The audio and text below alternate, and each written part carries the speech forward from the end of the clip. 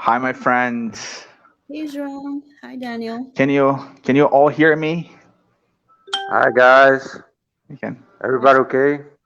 Good to see okay. We're you. fine. I'm fine. What about you guys? It's good. Today, the Okay. weather was strange. Yeah, We have very bipolar weather here in Texas. So it was sunny, and then it was super cloudy, and now it's sunny, well, now it's night, but it was very windy. That's Okay. very nice. And you, Dan? oh, oh, it's cloudy here. Usually Marabá is very hot, Mm, um, but this night is wonderful. It's that's awesome. windy, very fresh. Great. That's great. The spirits are helping. Yes, they are. So, we're here to start a very special study about a very special book, which is called Paul and Stephen. This book is really something, and we have loads of interesting things to talk about it. But before that, our great friend Nora will bring us some prayer so we can relax, get more focused, and then start. All right, here we go. Dear Mother, Father, God, thank you so much for this opportunity to gather here this evening. These beautiful, sweet, and awesome brothers, and all the amazing um, brothers and sisters are well who will be joining live or on demand, and all the spirits around us. We kindly ask for inspiration and that we leave tonight just so strengthened by this beautiful message that the spirits have with us. And we always thank Chico and Emmanuel and all for this. Let's say the Hail Mary prayer. Hail Mary, full of grace, the Lord is with thee. Blessed art thou among women, and blessed is the fruit of thy womb, Jesus. Holy Mary, Mother of God, pray for us sinners now and at the hour of the death. And with that, we ask permission to begin, and so be it. Beautiful. Thank you so much, dear. So beautiful. Um, yes, very pretty. This high spirit called Mary, the Mother of Jesus. We're very grateful to her.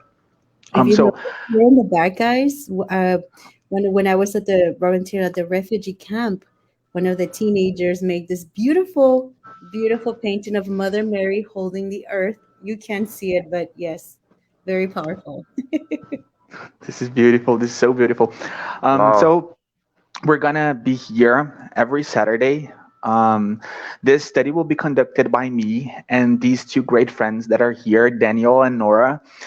This book, again, is a really important book for the Spiritist movement and for Spiritism as a whole doctrine. Before we start talking properly about this book, I do think that it's interesting for us to talk a little bit about Chico Xavier because not everybody may know, but this is a psychographed book. This book was psychographed by Chico, and it was dictated by a spirit called Emmanuel, who is Chico Xavier, spiritual mentor. So this is the team involved in this amazing work of art. Um, Chico Xavier is a Brazilian medium. I think that everybody who calls themselves a spiritist knows Chico, and he's very important for spiritism. Um, Chico Xavier is the biggest medium in Brazil, and I think that in the whole world. He was born in 1910, um, and now we can trace a historical panorama about what he was, what it was like when he was born. He was born in a very small city in Brazil called Pedro Leopoldo, in a state called Minas Gerais, which is actually a very big state here in Brazil, a very central and important state for the country. But Chico was born in a very tiny town in the interior. Chico Xavier had a really tough life. His life was not easy at all. He lost his mom at the age when he was 5 years old, and they were really attached to each other. She was really important to him. He used to tell friends that they were always praying together as son and mother. He was always touching her hair. He was always preferring to play with her instead of playing with other children because he felt that he would lose her at a very young age. So this was one of the first huge obstacles that Chico had to face even while he was a child. He lost his mom when he was 5. Then he was raised for 2 years by a godmother of his called Rita. And this lady was not an easy person. She used to beat Chico every single day, and she used to hurt him with a fork on his stomach. So, as we've seen, Chico Xavier's obstacles began really, really early in his life. He always could see spirits since he was a little boy, and there are loads of stories about that. Nora knows that, and Daniel knows as well. Nora helped me with a couple of them. Um, he could always see spirits, talk to them, listen to spirits. He could always have this really substantial contact with spirits. And because of that, when Chico was a teenager, his father thought he was losing his sanity. Yes, and his father tried to commit him to a psychiatric hospital. That didn't work because, and his father couldn't do that because a priest that really liked Chico helped Chico getting a job and getting more distant from his family and especially his father. But because of that, and for having started at a very young age, working that hard, and Chico used to work all day long, even being a child, and it was very cold there. So he started having his first health problems. Um, I took some notes here. He's lost his left eye vision at the age of 21, when he was 21. And that really bothered him, not just because he was blind of one eye, but because he used to say that that hurted a lot. There was a lot of pain in that eye, and that it usually bleed a lot, especially when he was working. He had a heart attack at the 70s, from which he inherited an angina, and that also hurted him a lot. He had prostate cancer, and a few years later, he discovered bowel cancer. He was very, very persecuted by Catholic Church here in Brazil, and even by the Protestants, because as most people know, Brazil is a really strong country when it comes to this Catholic tradition. It's really huge here. What we're saying that here to start is he suffered a lot. Yet he was, I'm quite sure to say this, but he was the best Christian example that we have here in Brazil and one of the biggest in the world. Um, he used to say that all these difficulties helped him not stray from his path, not get lost in his mission, which is a very important mission, and we know that. Um, he psychographed more than 530 books, being this work one of the biggest literary work in the Portuguese language in the whole world. He sold millions and millions of books, and all that money was used in charity. He was even nominated for the Nobel Peace Prize. So he is huge. This is the man that psychographed this book that we're going to talk about tonight. This amazing book, psychographed by this amazing man and dictated by a very, very important spirit.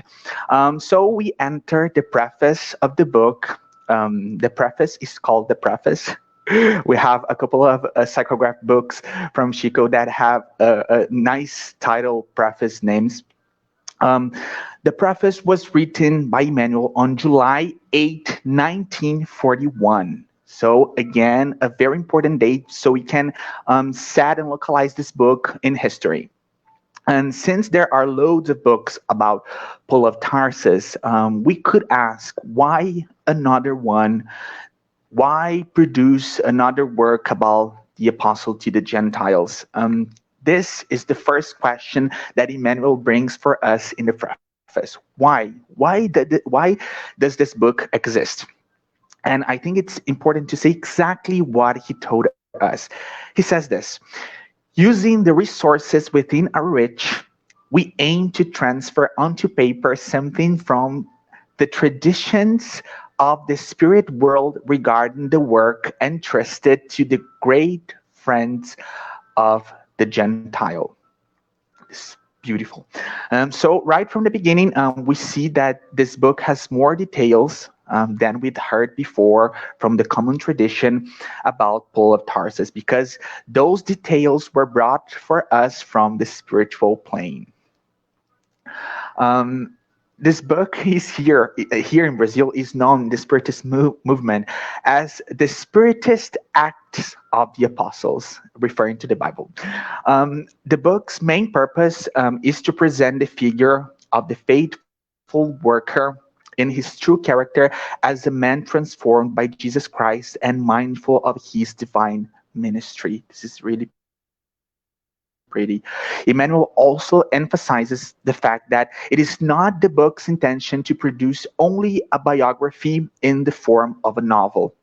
And when we see the physical form of this book, we see that it is huge. It's a really big book.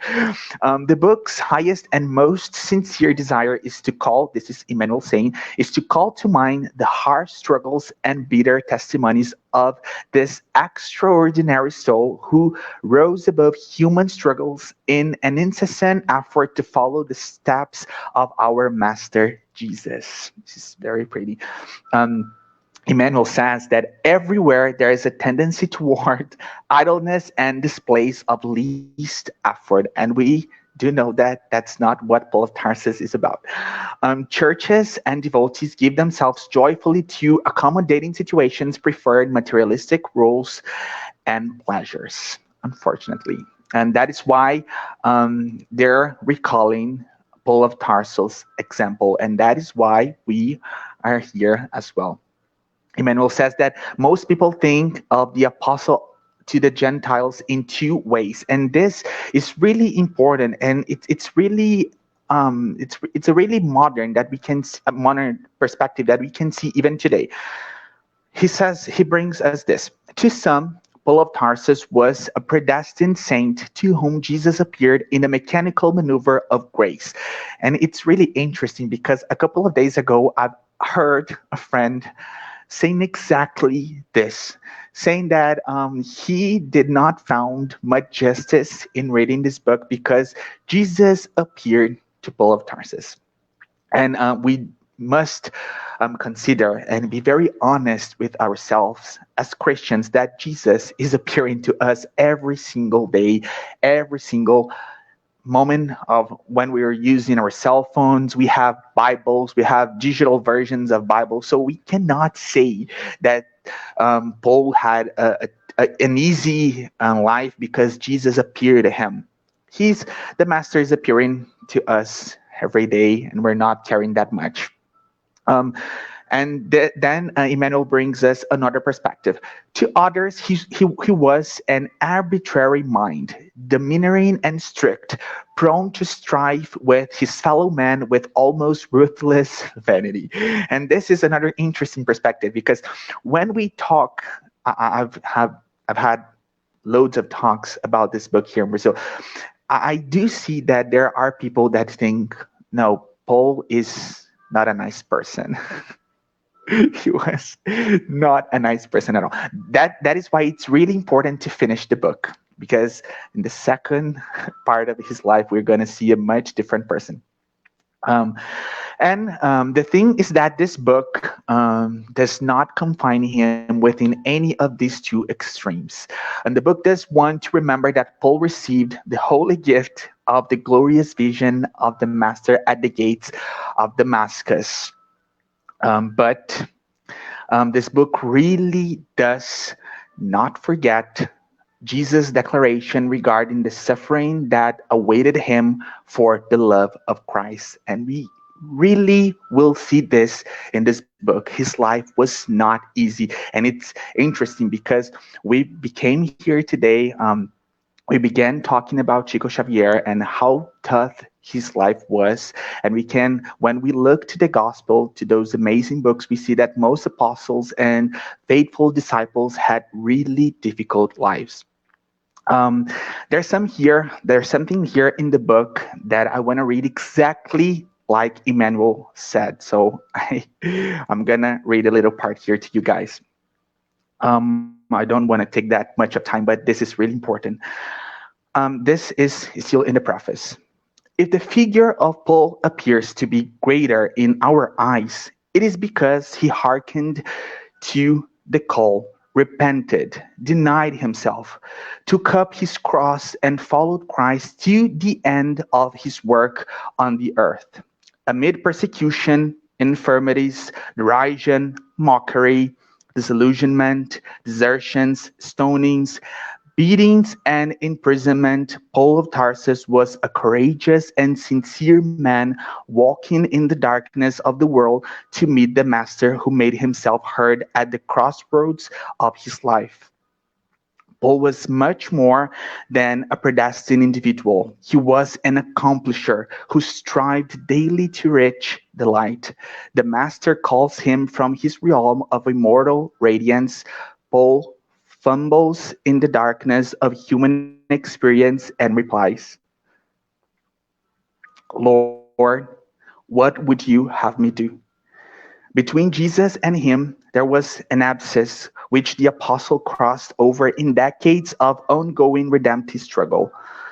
Our object is to demonstrate this struggle as an example of how much effort we must put into our own endeavor to meet Jesus. This is so, so beautiful, very, very emotional. Another really important thing to say about this book, and the preface brings this for us, is that this book really acknowledges the fact that Paul of Tarsus would not have been able to do all the things he has done alone. Without Stephen, there would be no Paul of Tarsus. And without Xavier's amazing psychography, we would not know how much Stephen influenced the Pauline experience. Their lives were bonded by this really interesting, a couple of times mysterious and impressive ways. I'm almost done, guys. This book also is a confirmation of the law of working together. And this is going to be very pretty. We're going to see loads of apostles here, loads of other friends that we haven't heard from the Bible. This is really interesting. And here we must remember that Jesus himself looked for the company of 12 helpers in order to undertake the world's renewal.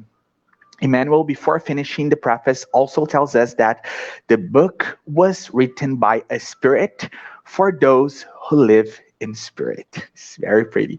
He finishes the preface saying that they hope that the great convert example may enlighten our minds so that we may understand how much we need to work and suffer for the love of Jesus Christ. And that's how the preface is ended. Then we enter the first part of the book. The book has more than one part. So now we enter part 1, chapter 1, that has a really nice title, and that's what it is. Afflicted Hearts. That's the first title, chapter 1. Then when we start reading the book properly, what was happening there, this book brings us a nice picture for us to imagine of an empty street in the center of the famous city of Corinth. We've seen bunches of example and texts about the city, even in the Bible. It's a very important city for this primitive gospel experience. The book really emphasizes the emptiness of the street to tell us that the reason for that is that after a century of deplorable neglect following its destruction by Miami, one could no longer find the Hellenic spirit in all its ancient purity within its walls. So the city was really transformed. The book tells us that Corinth had been transformed into an important colony of Romans. So the city had been like totally transformed into a meeting place for all those seeking adventure. The city was really different from what it was before, and we're gonna see how these Roman soldiers were acting. And now I'm gonna pass the word to our great friend Daniel.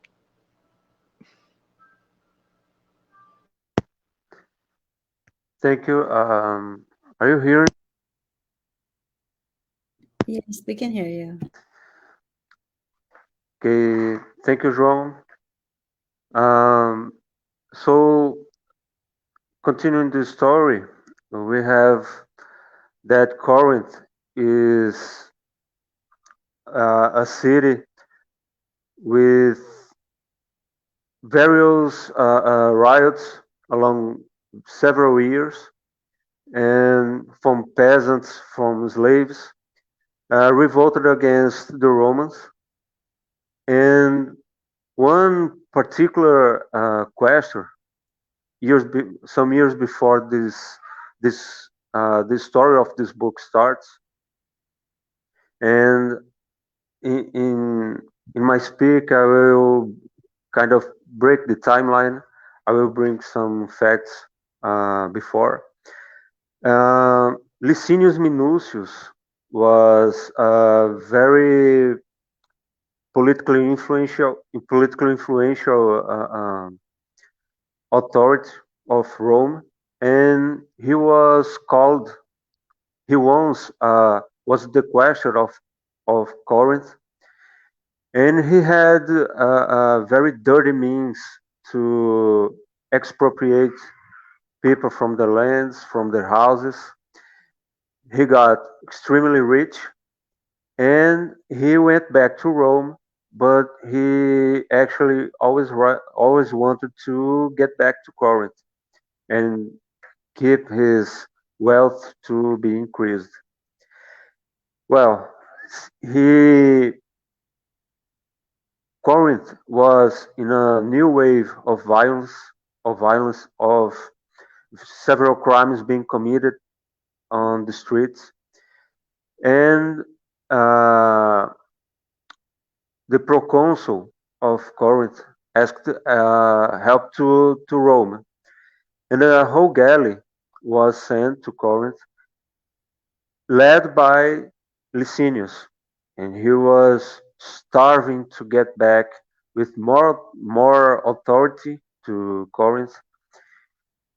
And one of the cruel stories he wrote in the past is that our dear Jochebed is an old Jew with two sons, and he had once a wife that was killed by one of the orders of Licinius.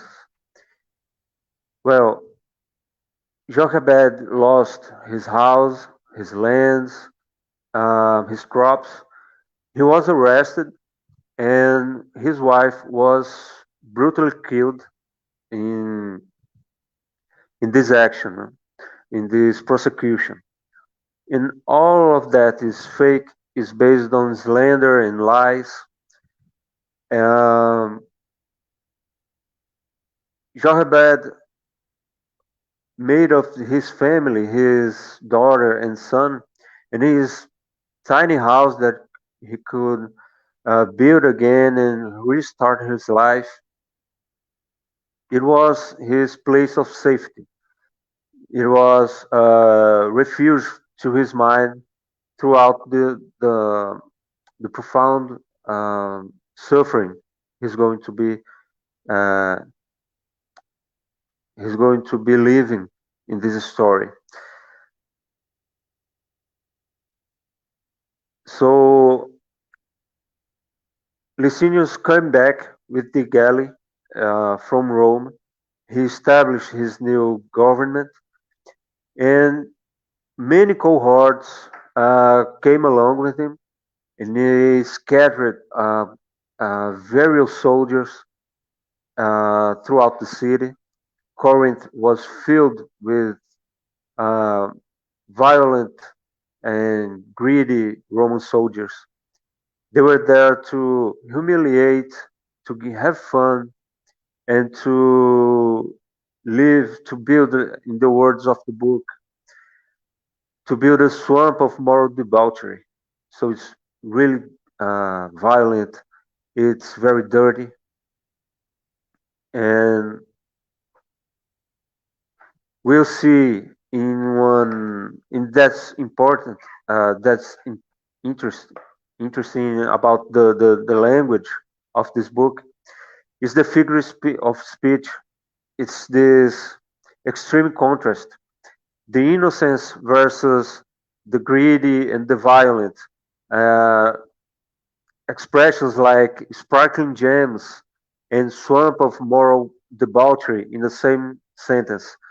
So we're gonna feel that uh, the purity and the innocence and the goodwill of Jochebed and his family, and uh, the violence, the cruelty of the Romans ruling Corinth. It was it all happened in 34 AD, and amidst all those riots and crimes going on in Corinth, in one morning, Licinius, uh, um, pardon me, Jochebed was crossing the streets, especially a beautiful square in the center of the city, and some soldiers were walking freely as they could do that.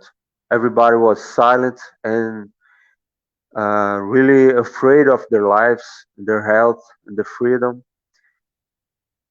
Jochebed was crossing to go to the marketplace and was assaulted by the Roman soldiers, and he got beaten. He got he gets all kinds of slur, especially anti-Semitic, and he goes deeply while he's deeply humiliated, beaten, and tired. He's an old man. He lost his wife to Licinius' cruelty, and angry thoughts starts to take place in his mind. And he was already like trained to think of his house, his son, and his daughter, to calm down and to try to apply all the teachings of sacred the sacred uh, sacred books. And so it was in the word of the books, thinking of his son and daughter has been a soothing since he widowed in the episodic of bitterness. He just lived. So Nora, if you could please follow me, thank you. Beautiful. Wow. Ah, I'm already feeling it because, this is my first time reading this book. And so it's the live. I'm like feeling all the emotions. And that part is so hard when the soldiers were beating him. That was very profound. But I love what you said that for sure when once he's in that state, he always goes back to his house. And that's lovely. So I'm gonna continue with the story. So I think I'm gonna summarize it all the way to the end, and then we can just kind of go back and pinpoint some stuff. All right. So after he gets hit, um, I have my notes, guys, because I talk a lot. After he gets hit, once he's shaken by that. He goes on and eats. I love the description that Emmanuel puts. He has his little basket and he goes to the market and he's going to go pick the fish and the fruits. And when this is happening, the soldiers, the officials, come and they are going to give an announcement, right, from Licinius. And it's just saying, "Hey, everyone, if you have a complaint, a claim, do you need some legal assistance, come by tomorrow to the temple and, we're going to help you." And so Jochebed was like, did I just hear that? Right. And so, of course, there's all these mixed emotions and opinions, and just, I can imagine the hope of the people. They're so desperate for change. And so uh, Jokadeb signs up. And so he takes off and he says, I'm going to take the long way to avoid another little group of soldiers. And unfortunately, his plan didn't quite work as he wanted to, because in the first time that they hit him, it was because he didn't speak up, right? Well, how dare you not say anything? So now he's like, I don't, should I say something? Should I stay quiet? He's like, you know what? I better say something so that they don't hit me. So he goes right up to the soldiers and he creates, and they're like, who do you think they are? And they hit him really hard, so hard that he starts to bleed. And even though they saw that he was an older man, I can imagine how he must have pleaded for his life. They didn't care. They really, really, really hit him. So, of course, he has the strength and he goes home after all of that. And it's a beautiful description of, as he's getting home, he's seeing the again, like his son in the long view right there. And as he gets closer, of course, uh, the names, excuse us, I think it's just Giselle, right? So his son Giselle come to greet him, and Abigail, and they're like, "Oh my gosh, Dad, what's going on? What's happened to you? Like, you're all bleeding." And so, he tells them the story. And it's interesting, because he had a really difficult time with all of this. And like Daniel was saying, all the contrasts that were happening, like when they were hitting him, he had a choice between, it said here, following the law of God, thou shalt not kill, versus the voice of the prophets, right? The tooth by tooth kind of thing. And so, he comes up to his children, which were also kind of that contrast, because they're describing this light, this peace. And he's telling them, you know what, tomorrow we need to go. I'm going to go to the temple because, this Licinius says that if we have a complaint, we might get a chance to get our land back. And his son, Giselle, says, Dad, are you sure? Are you thinking this through? Is this really the best way for you to go? And, and Giselle is very wise, and he comes up with lots and lots of beautiful reasons. And even that way, um, Jacques, Jacques Deb insists that he's going to go the following day. So that is the story up to where we're at. But of course, when we break down, there's certain things that happen.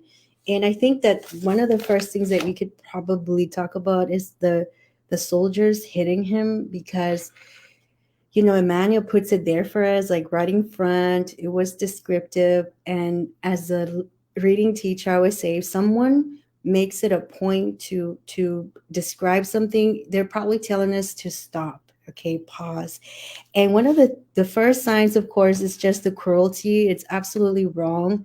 No matter how we look at this, even before we kind of break it apart, it doesn't make it right, no matter what it is. So we know that that's a reminder that we don't want to live in a society that has this kind of structure, right? The soldiers saying, we'll just take justice in our own hands, and giving him derogatory comments like, away with you, you cur, or your dog. We usually say you dog here, right? Like, that's not the way we want to be in that community. And it's kind of like telling us, hey, pay attention and to your where you're at. And I think we've done a great job as a collective, and especially with COVID, I feel like we've raised those vibrations. And please, guys, feel free to interrupt, right? So that has already changed a lot. But we can even think about this in our own way, like, um, and what if we were to say every day is like we meet soldiers in our life? It could be people who give us difficulties, it could be the hardships, right? And we stop and we have that choice. And we have to give Jacques Deb a shout out because he didn't do anything back to the soldiers. And this guy, this reminded me, guys, of Martin Luther King Jr.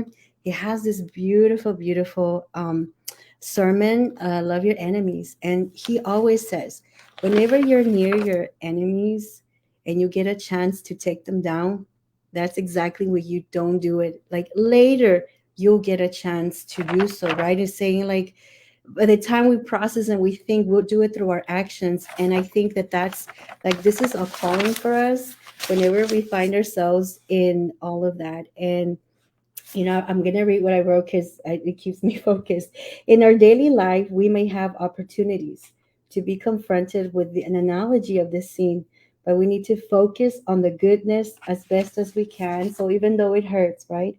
Jesus had an opportunity many, many times to really fight back and do everything, and yet he took it easy, right? And so that's I think that scene was really important. Another thing that's really interesting that Emmanuel just really brings to us is just the characterization. It's huge, right? So we have Jokadeb, Giselle, and Abigail. But the interesting thing, like, think about how they complement each other, right? So we have Jokabed, and he loves his children. He still finds inspiration to move on. He does question a lot, but it could be because he's always feel like injustice. Oh, it's not fair. Oh, they've taken everything. I believe they even use the word he feels entitled, right? Um, and physically, he's described as an older man with a beard. He has this plain linen garment, but he is in a good condition because he got hit twice by the soldiers and he was still strong. So think about why is this important, right, for us to kind of connect with him and give him that human aspect, which I think is so important. This is my favorite part about the characters, that they're not perfect. They have so many things that we can relate to, right? Giselle is a sweetheart. I'm like, if I had a son, it would be him. He's so sweet here, and he sings, right? He was singing. It's in he Emmanuel describes him. His son's voice seemed married to the joy of the sun. That's gorgeous. He's very disciplined because there's a part like he makes his own schedule. He's super hard worker. He says he's plowing the soil to prepare for the first sow. He's already like ahead of time. He's carrying, definitely he's mature.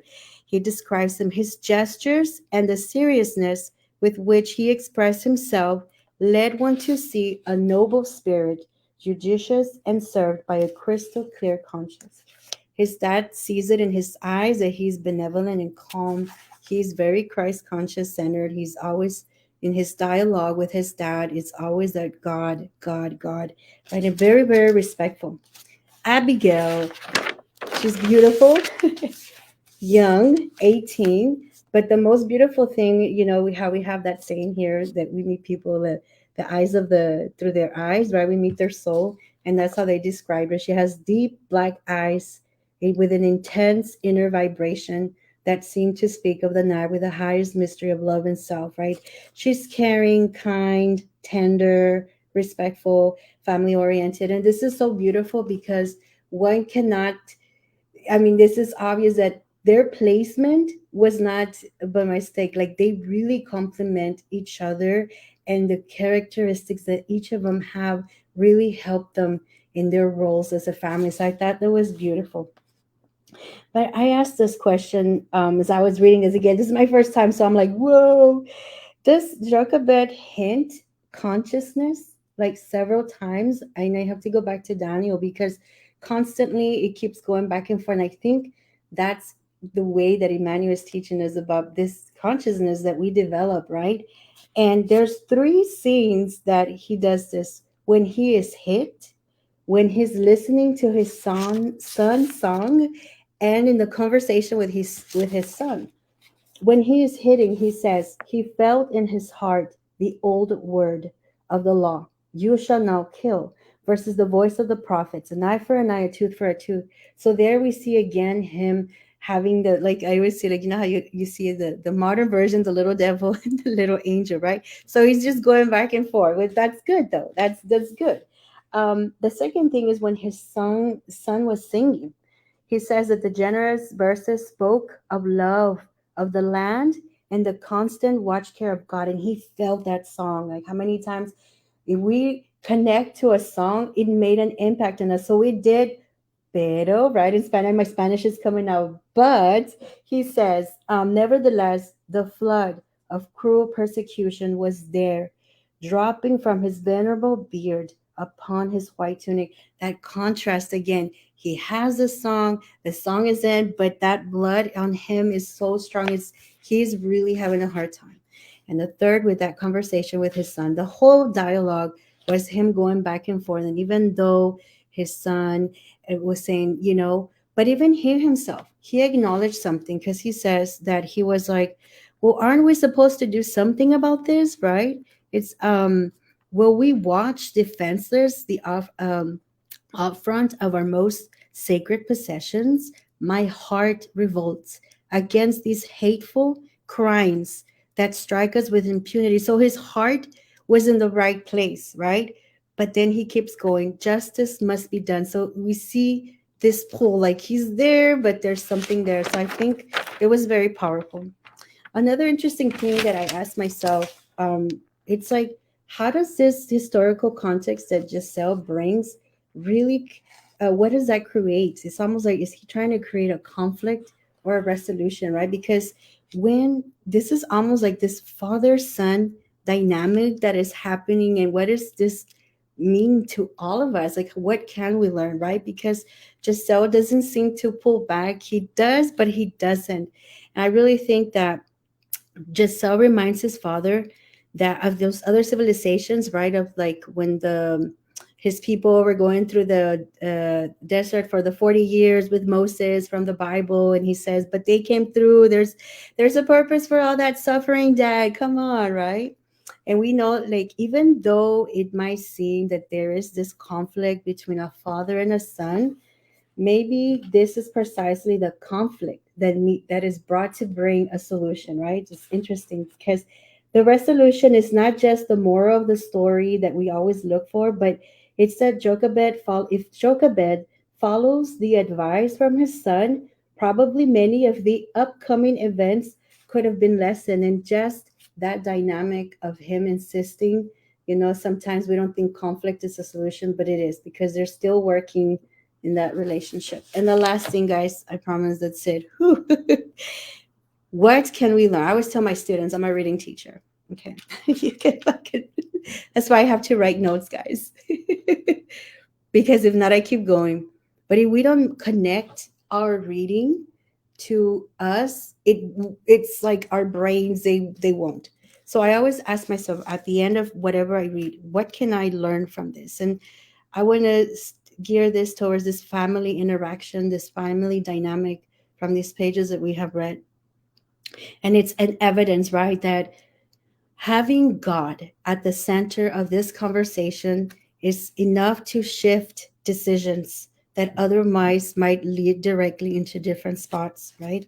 While coming into agreement is so far not apparent within this family, when we look more closely, there is this union which leads us once again to see that this family is a plan of God, right? It is not by chance that the polarities between them are still strong, but it confirms Giselle's words. Israel may recognize her divine mission amid the most atrocious suffering. So, if we find our place within our family and our relationships, this suffering, it unveils to our freedom, right? That's like one of our missions, just like Israel. I thought that was beautiful. And to end this, we need to go back to Paul, 1 Corinthians 13:13. It says, and now these three remain: faith, hope, and love. But the greatest of this is love. So love at the center of the home of everything is co-creating towards regeneration. I think that this is the message that if we were to continue breaking it apart, that's what we're getting. So it was absolutely powerful. I'm like I said, I want to give you the real version. It's my first time reading this. I was like, I need to take a breath. Yes. Yeah, that's it. Yeah. And Bro, do you want, so sorry, dear. Do you want to finish? no, I'm done. Yeah. Bro, I do you want to, so sorry. Oh, Do you want to say they're something? talking to me. Sorry. Yes. Well, just to clarify that that's the second time ever I'm speaking in English. First time was with you guys to practice. I'm enjoying this big time, and thank you so much for the opportunity. I hope to grow with you guys, and I wanted to point out some impressions. Um the extreme pictures, as we talked, Nora, uh, at the speech, this these extremes like good and evil, the dirty and the innocent and the goodwill. It refers to extreme situations that the characters live in this story. So they will face a good life in along the nature and praying and living in peace to suddenly, from one day to another, having their lives completely turned upside down. And I think this is the reason that Emmanuel and Chico chose this extreme language, okay, this extreme speech. And also the sad part, this very sad part that I've seen all this is when our friend Jochebed, Jochebed or Jochedeb, sorry, I'm misplacing the letters now, but he believes Licinius, the man that was so violent, so untrustful. He killed his wife and he tries to strike back in his lies, in his own game. And that's very sad. And that's when uh, great disgrace is coming upon him. This book is great, Nora, and I'm first time I'm reading too. I'm reading as we are studying and having our conversations. And once again, thank you for the opportunity. Thank you so much. No, we're the one thanking you. Seriously. You have done an amazing job, and I can say, and I think that I can say for Nora as well, that you're doing an amazing job. Your English is amazing. Not that I want to speak because my English is not that great, but anyway, your English is great. I do have a couple of things that I want to talk about with you guys. First, it's really interesting that we can see and we can notice this cruelty that the book brings for us when it comes to the way that the Romans were acting, and this is really meaningful because we're gonna see the whole book and in other psychographed books by Chico Xavier that the Romans, they were really cruel. And an interesting thing to think and to meditate about is that Christians suffered all that, and nowadays Christians want to persecute minor religions. So why is that? Why is everybody that has the power wants to go after those that are minor? Why is that? We, as Christians, we that identify ourselves as Christians, we really need to look back, and this is. I think that Xavier's psychograph books is really amazing in those terms because we really need to look back and see what we were and that we were persecuted, we were being beaten, we were being ashamed of being a Christian. We couldn't say that we were Christian. So Christianity wasn't always an hegemonic religion as it is today. So why, having suffered all that, do we reproduce that type of thing today? That's a really important thing for us to think about. And this book is great. Chico Xavier's psychograph books are great for that type of reflection. And a nice thing that I want to talk to you guys. I didn't know that this was Daniel's first time reading the book. I thought that he had read it before. I'm I'm at my Very third. cool. Yes, that's actually that's nice having another one that is in its first time. Um, I have read the book twice before, and I can assure you guys that JZL is a really important personage. Like, really, really, really important. I'm not gonna tell the secret today because we're gonna figure out and discover together who he is, but he's really important. So that's why we can see from the beginning that he is a really noble, as I think that Nora said, that a noble spirit. And I think that it's amazing that you guys have noticed the difference between Jokadab's mental attitude and Jaziel and Abigail mental attitude, because this has a really, really meaningful purpose, in my opinion, which is because and before talking about this purpose, it's very important to say that Jaziel, he was a Jew, but at heart he was a Christian, and already a Christian. And it's really nice to see that Abigail and Jaziel, and I'm gonna say that already, they will become Christians, because they really connect to the Christ. And it's really interesting, and I think the book is impressive to build this without saying it, because the book brings us what the Mosaic law means and what the Christian law means. And Nora, it was amazing that you finished with that sentence, because Christianity is all about love. And that's what we're seeing in Jaziel and Abigail.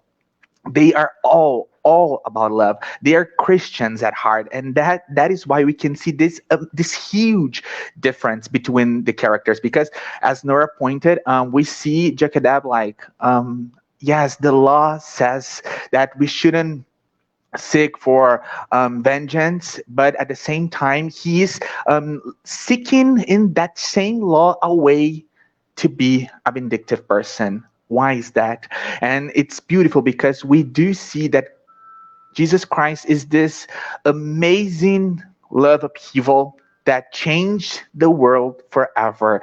And we see two Christians here that they, at this point of the book, they don't know yet that they are Christians, but they are a beautiful example of Christianity.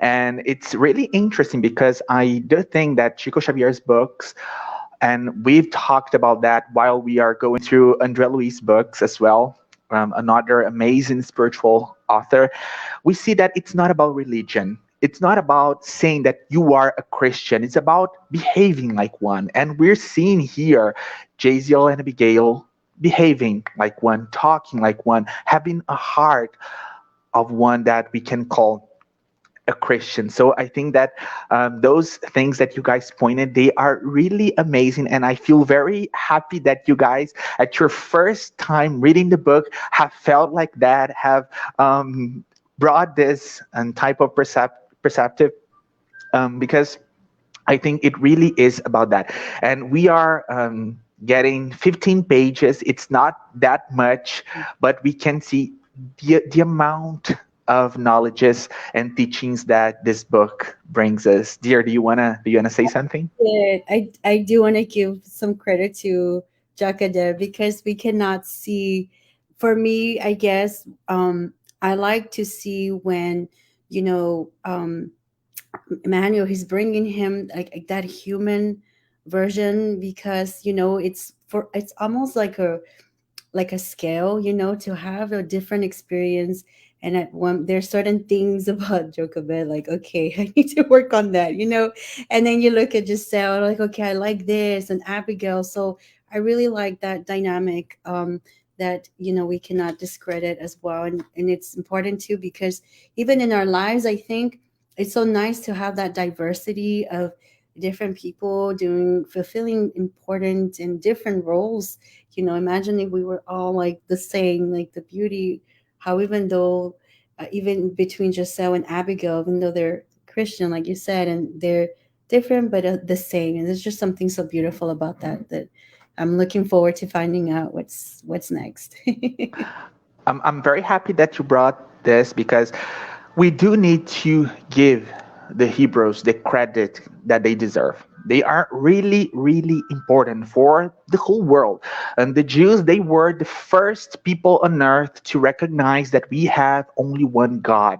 This is huge. So when we are pointing those difference between Jochebed and Jaziel, of course, Jochebed, we cannot be unfair to him. And Nora is totally, totally right. He is, and even seeing a man reflecting like that, we are talking 2,000 years ago, more than that.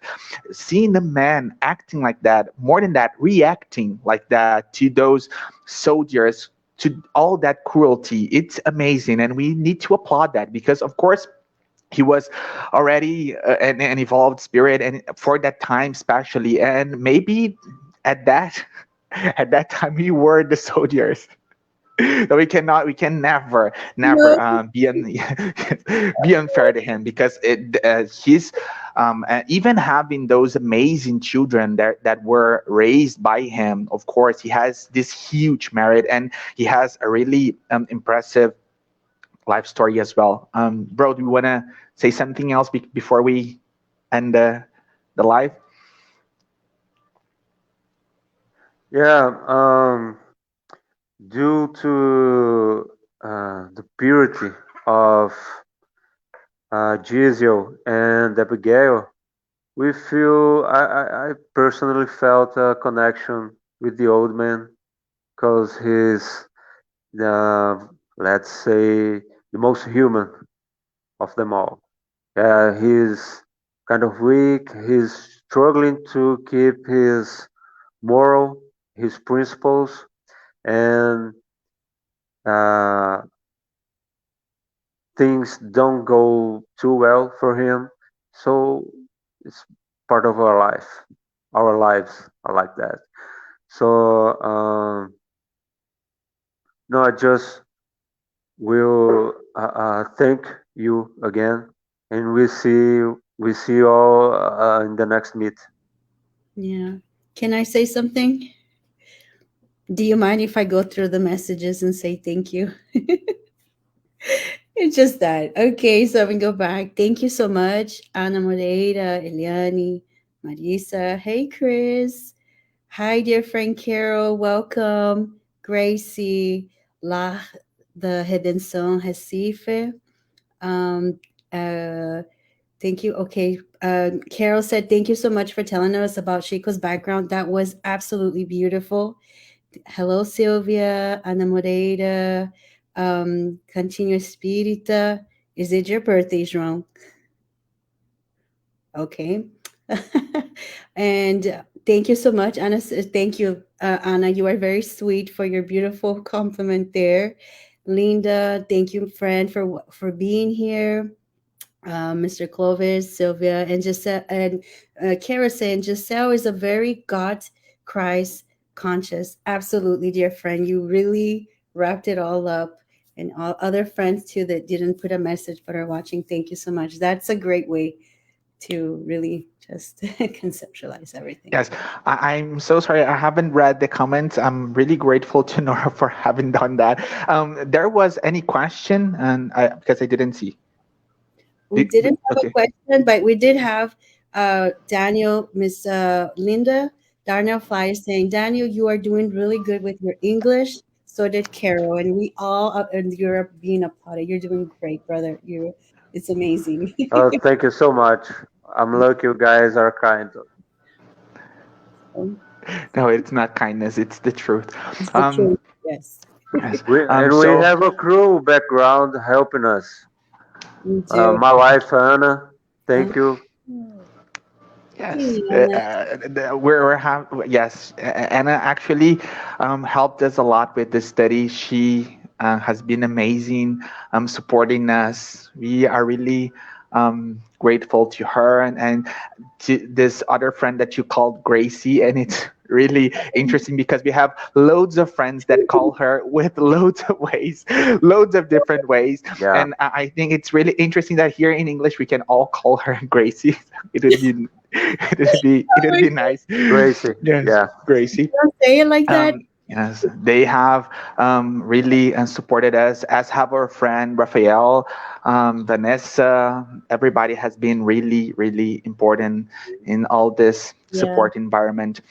So I want to thank you, my two great friends, for having accepted this invitation to talk about this book, which is a really important book for me and for the whole Spiritist movement. This, and it's nice to say again that this book was one of Chico Xavier's favorite books. This is really important and shows how important this book is. I'm really grateful to everybody that has been here with us till now, and we're very, very grateful for everybody that are accompanying and posting comments there. It's really nice of you guys. We have reached our time here. I just want to say thank you, to thank spirituality, expressing our gratitude here because we do know that they are helping us. Thank you guys one more time. I'm gonna close the live saying thank you so much. Bye, until guys. next time.